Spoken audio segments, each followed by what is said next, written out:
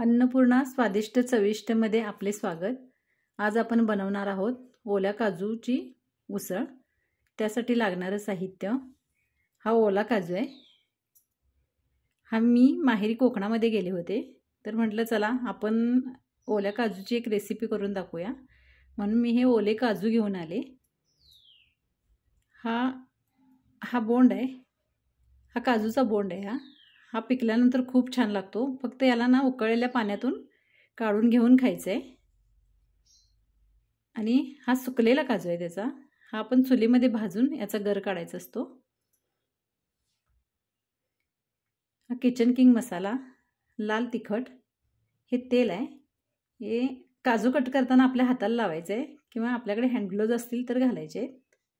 हळद पूड, हा गरम मसाला आहे, म्हणजे सगळे खडे मसाले एकत्र करून हा गरम मसाला करून घेतलेला आहे। हे लाल तिखट आहे, हा कोल्हापुरी मसाला आहे। हा आम्ही वर्षभरासाठी याची चटणी करून ठेवतो। आणि मीठ चवीनुसार। थोडं सुकं खोबरं घेतलेलं आहे मी, अर्धी वाटी किसून घेतलेलं आहे। ओलं खोबरं, एक कांदा, एक मोठा टोमॅटो, कोथिंबीर, लसूण आणि आलं। आता मी हे काजू एका प्लेटमध्ये घेतलेले आहेत। आता ह्याचं हे बोंड काढून टाकायचं आहे। त्यासाठी आपल्याला पहिल्यांदा हाताला असं तेल लावून घ्यायचं आहे, म्हणजे हाताला आपल्या खाज उठत नाही, याचा चिक लागतो हाताला, त्यामुळे असं तेल लावून घ्यायचं आहे। मग हा असा बोंड काढून टाकायचा आहे। हा घ्यायचा नाही आहे, हा काढून टाकायचा आहे बाजूला। अशा पद्धतीने हे सगळं काढायचं आहे।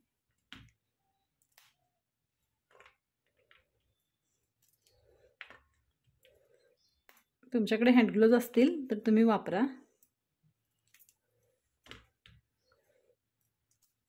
असं काढून टाकायचं आहे सगळं हे।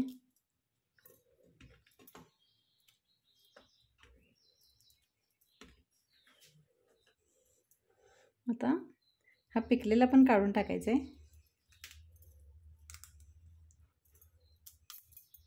हे खायला खूप छान लागतं। आता हे मी सगळं टाकून देणार आहे, काजूच्या वर लागलेले हे बोंड।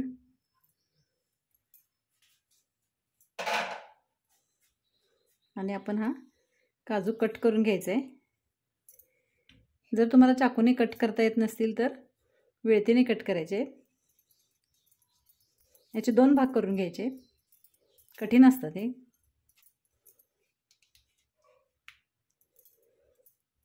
याचा चिक लागला की हाताला म्हणजे अशी जखम होऊ शकते, त्यामुळे जपून तुम्ही कट करा। हे अशा पद्धतीने कट करायचं आहे। आता हे कट केल्यानंतर ह्याचा असं चाकूच्या साहाय्याने गर काढून घ्यायचं आहे। तुम्ही बघू शकताय, असा गर काढायचा आहे, असा निघतो हा गर। असा काढायचा आहे आणि याच्या पाठीमागची ही अशी साल काढून घ्यायची आहे, शेंगदाण्यासारखी। हे बघा, आता याचं पण मी काढून दाखवते। हे असं काढायचं आहे आणि याच्या पाठीमागे जी साल आहे ती अशी अलगद काढून घ्यायची आहे। जर निघत नसेल तर तुम्ही सगळ्या गर काढल्यानंतर यामध्ये गरम पाणी करून घातलात की साले आपोआप पट करून निघतात। तर असं मी सगळं हे काढून घेणार आहे। आता हे काजूचे गर काढून मी सोलून घेतलेले आहेत। बघा, अशा पद्धतीने सगळे गर काढून सोलून घेतलेले आहेत। आणि आता हे गरम पाण्याने धुवून घ्यायचं आहे। मी गरम पाणी करत ठेवलेलं, आता यामध्ये हे गरम पाणी ओतायचं आहे आणि हे सगळे बी स्वच्छ धुवून घ्यायचे आहेत।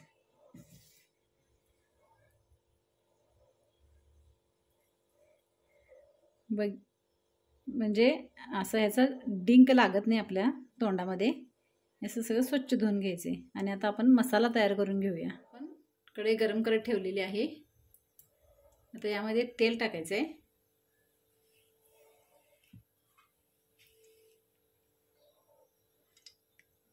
कांदा, सुकं खोबरं, ओलं खोबरं यामध्ये भाजून घ्यायचं आहे। जास्त गरम करायचं नाही आहे, अगदी मऊ करून घ्यायचं आहे सगळं.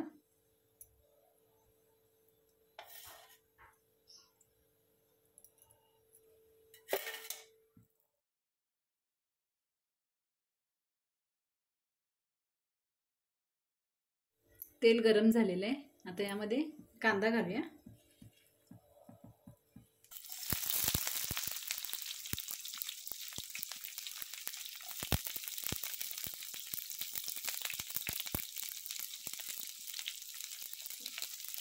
जास्त भाजायचं नाही कांदा, कलर चेंज करायचं नाही आहे का, आहे असाच कलर ठेवायचे.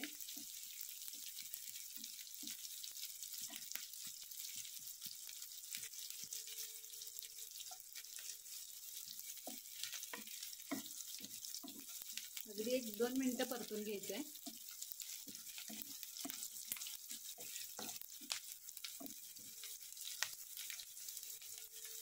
यामध्ये टॅमॅटो घालायचं आहे. त्यामध्ये सुकं खोबरं टाकायचं आहे. टॅमॅटो पण थोडंसं खोबरं घालायचं आहे. आलं लसूण कोथिंबीर पण यामध्ये टाकायचं आहे.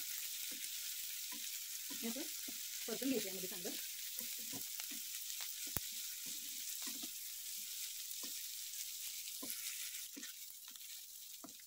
जास्त भाजायचं नाही आहे.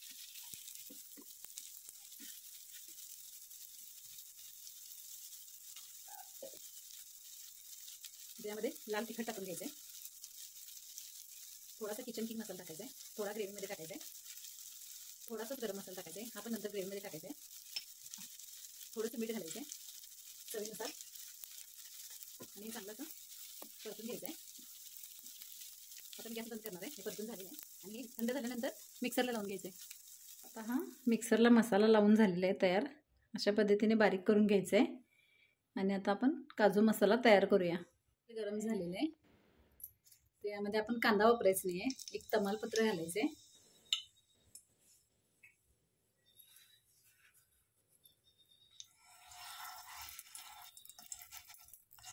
तमालपत्रानंतर आपण यामध्ये आपण तयार केलेला मसाला घालायचा आहे.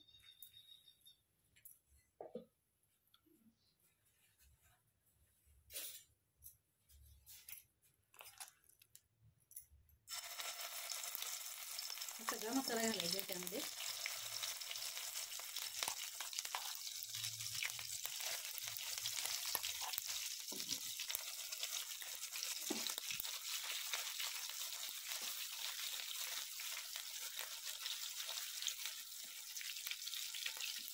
मसाला चांगला परतून घ्यायचा आहे.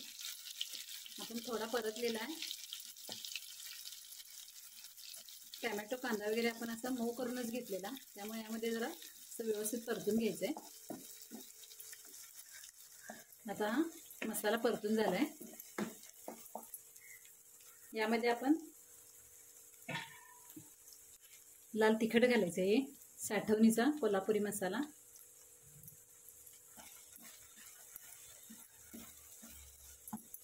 त्यानंतर आपण शिल्लक ठेवलेला गरम मसाला, म्हणजे गरम मसाल्याची पावडर, किचन किंग मसाल्याची पावडर आणि कलरसाठी लाल तिखट घालायचं आहे. आपण सुरुवातीला थोडं वापरलेलं.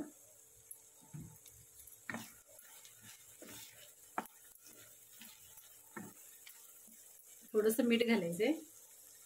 आपण पहिल्यांदा मीठ घातलेलं आहे, त्यामुळं चवीनुसार मीठ घालायचं आहे.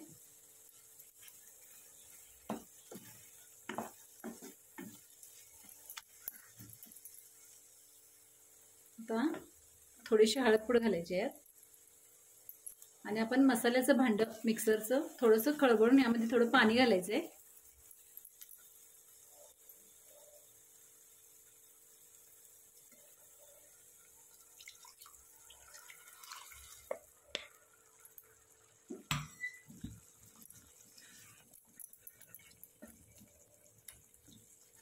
आता याला एक उकळी येऊ द्यायची.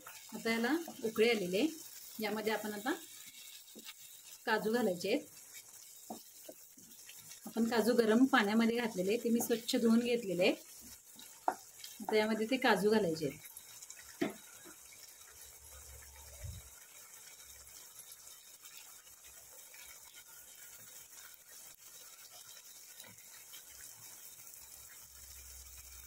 तुमच्याकडे थोडे काजू असतील तर तुम्ही त्यामध्ये बटाटा घातलात तरी चालेल किंवा अंड घातलं तरी चालेल.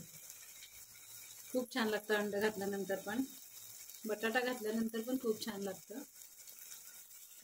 हे शिजण्यासाठी जास्त वेळ लागत नाही, 1-2 उकळीतच हे शिजून जातं कारण काजू ओले असतात. आता गॅस बारीक करायचा आहे आणि याच्यावर आधी आपण झाकायचं आहे.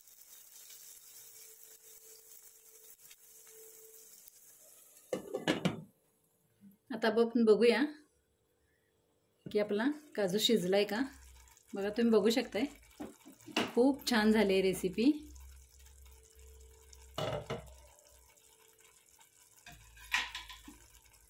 काजू मसाला बघा, काजू मसाला खूप छान झाला आहे. ओल्या काजूची उसळ खूप म्हणजे खूप छान झाली आहे. तुम्ही बघू शकताय, अगदी मस्त झाले, घमघमाट सुटलाय काजूचा. आता हे मी एका डिशमध्ये काढून घेणार आहे. असा हा ओल्या काजूची उसळ तयार झालेली आहे. याला तुम्ही ओला काजू मसालाही म्हणू शकता. जर ह्या ओल्या काजूची रेसिपी तुम्हाला आवडली असेल तर लाईक, शेअर आणि सबस्क्राईब करा.